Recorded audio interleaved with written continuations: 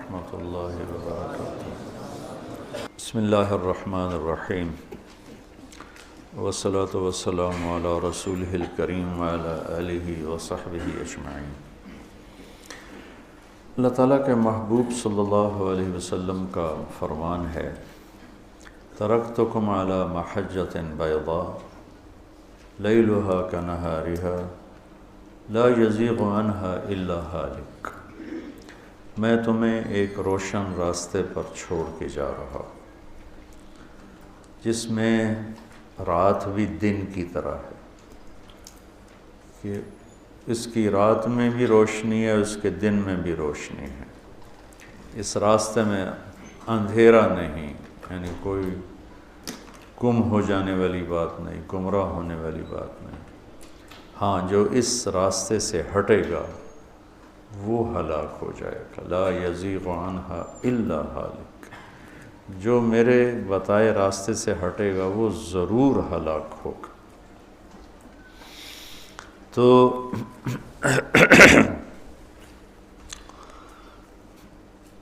اللہ تعالیٰ نے قرآن پاک اور اپنے حبیب کے ذریعے زندگی کے تمام شعبہ جات پر روشنی ڈالی ہے۔ 2 دن پہلے ہم معاشرت کو بیان کر رہے تھے، جس میں خامد اور بیوی کے تعلق کو میں نے بیان کیا، اور یہ اس میں بتلایا لباس سے اور حرث سے کہ یہ بہت عظیم الشان رشتہ ہے۔ اسے بچانے کے لیے، اسے صحیح چلنے کے لیے رہنمائی کی خاطر سینکڑوں آیات اتاری گئی ہیں۔ کسی رشتے کی وضاحت کے لیے اتنی آیات نہیں جتنی خامد اور بیوی کے لیے آیات اتاری گئیں۔ اس کے باوجود بھی دنیا اختلاف کی جگہ ہے، امتحان کی جگہ ہے، نہیں بنتی،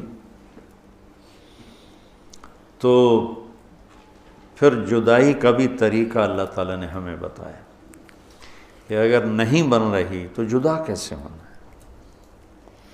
اس کو اللہ نے پسند نہیں فرمایا۔ ابغض الحلال الطلاق، حلال چیزوں میں اللہ کو جس سے سب سے زیادہ نفرت ہے وہ طلاق ہے، کہ آپ نے حضرت علی سے فرمایا، علی طلاق سے بچنا، جب طلاق دی جاتی ہے تو اللہ تعالیٰ کا عرش کانپ اٹھتا ہے۔ لیکن اس کے باوجود نہیں بنی، نہیں بنتی، تو اللہ نے جدا ہونے کا طریقہ بتایا ہے۔ ہمارے دیس میں اتنی ظلمت اور اتنی اس معاملے میں جہالت ہے کہ نہیں جانتے کیا کرنا ہے۔ طلاق، ایک ہی دفعہ میں 3 طلاق، اور پھر نفرتیں، لڑائیاں، جھگڑے۔ میں چاٹ گیا، 2 دفعہ گیا ہوں، تو وہاں کی معاشرت ایسی خوبصورت ہے کہ ایک بھائی کی بیوی سے نہیں بنی، اس نے طلاق دے دی، تو دوسرا بھائی عدت کے بعد اس سے شادی کر لیتا۔ نہ بڑے کو ناراضگی ہوتی ہے، نہ کسی ماں باپ کو ناراضگی ہوتی ہے، نہ وہ اس میں کوئی شرم اور عار محسوس کرتا ہے کہ میں نے بھائی کی بیوی سے میں نے شادی کر لی۔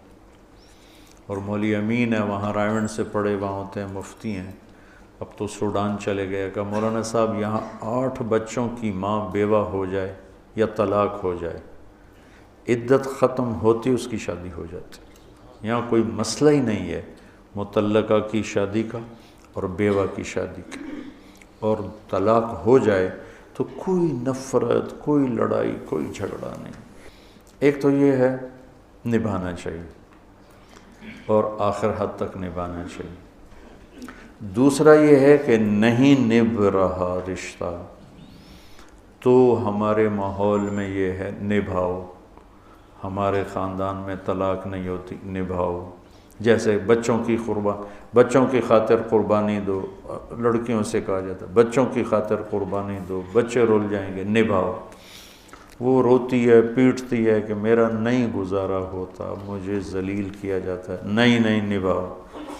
یہ بھی ظلم ہے۔ ایسے لڑکی بدتمیز ہے اور لڑکا شریف النفس ہے، وہ کہتا ہے میرا نہیں گزارا ہوتا، میں نہیں اس رشتے کو نبھا سکتا۔ ماں باپ نہیں نبھاؤ، ہماری بھتیجی ہے، ہماری بھانجی ہے، ہماری فلانی ہے، ہماری فلانی ہے، نبھاؤ۔ یہ جو جبر کر کے نبھوانا ہے یہ بھی غلط۔ میرے نبی نے 13 نکاح کیے، 11 آباد کیے، 2 کو نکاح کے بعد رخصتی سے پہلے طلاق دے دی۔ تو میرے نبی نے طلاق دی ہے۔ میرے نبی کی بیٹیاں رقیہ ام کلثوم کو طلاق ہوئی ہے۔ تو مجبور کرنا، میں گاؤں میں تھا تو کوئی 8-9 بجے، گاؤں میں تو 8-9 کافی لمبا ٹائم ہوتا ہے، تو ایک لڑکی گیٹ سے اندر آ گئی، ساتھ ایک بچہ۔ میں بڑا حیران ہوا، بھائی کون ہو؟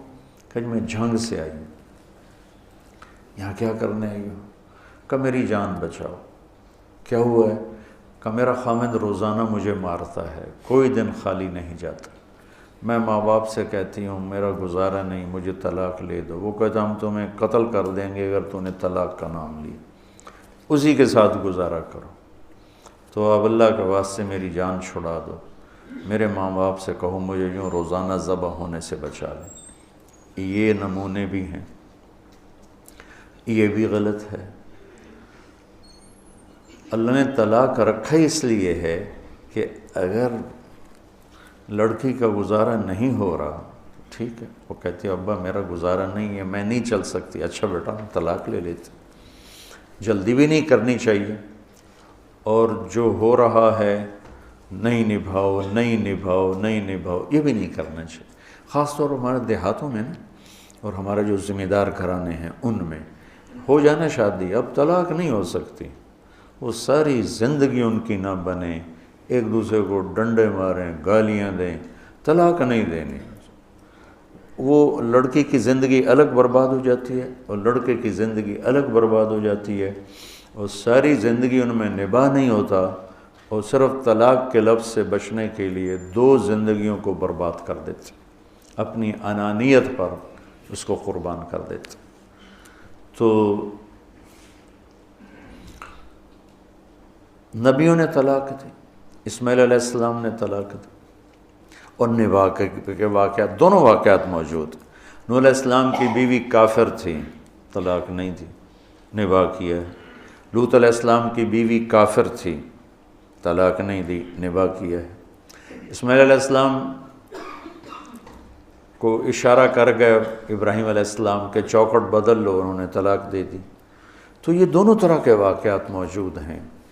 پہلی کوشش جو اللہ کی بارگاہ میں ہے وہ ہے نباہ کرنا، نباہ کرنا، کہ یہ عظیم الشان رشتہ ہے، اور اس کو چھوٹی چھوٹی باتوں پہ قربان نہیں کرنا چاہیے، برداشت کرنا چاہیے۔ اگر برداشت کر لے تو امام غزالی کی ایک روایت یاد آ گئی کہ جس کی بیوی نافرمان ہو، بدتمیز ہو، اور وہ اس پہ صبر کرے تو اسے وہ اجر ملے گا جو لوط علیہ السلام اور نوح علیہ السلام کو ملا، اور جس کا خاوند بدتمیز ہو، بد اخلاق ہو، انسانیت سے گرا ہوا ہو، اور اس کی بیوی صبر کرے تو اسے وہ اجر ملے گا جو حضرت آسیہ کو فرعون کے ساتھ۔ حضرت آسیہ نے جان دے دی، اپنے آپ کو ختم کر دیا، اور فرعون نے سولی پہ لٹکا دیا۔ تو گھر کی زندگی کو بچانا یہ اولین بات ہے، لیکن یہ شق بھی ہے، لہذا آج تھوڑا سا اس پہ میں بات کروں گا کہ اگر نباہ نہیں ہوتا اور کسی شکل میں بھی، جلدی نہیں کرنی چاہیے، پہلے سمجھانا بجھانا ہے، پھر اگر سمجھانے بجھانے سے کام نہیں بنتا ہے تو پھر اپنے بڑوں میں سے ایک لڑکی کا گھر کا کوئی بڑا آ جائے، ایک لڑکے کے گھر کا کوئی، فَبَعْثُوا حَكَمًا مِّنْ أَهْلِهِ وَحَكَمًا مِّنْ أَهْلِهَا۔ بتاؤ کتنی اللہ نے تاکید فرمائی اور کتنا اہتمام فرمایا کہ بھئی جلدی نہ کرنا۔ اب پڑھ لکھے طبقے میں طلاق بہت زیادہ ہو گئی، اور اس کی وجہ عدم برداشت ہے۔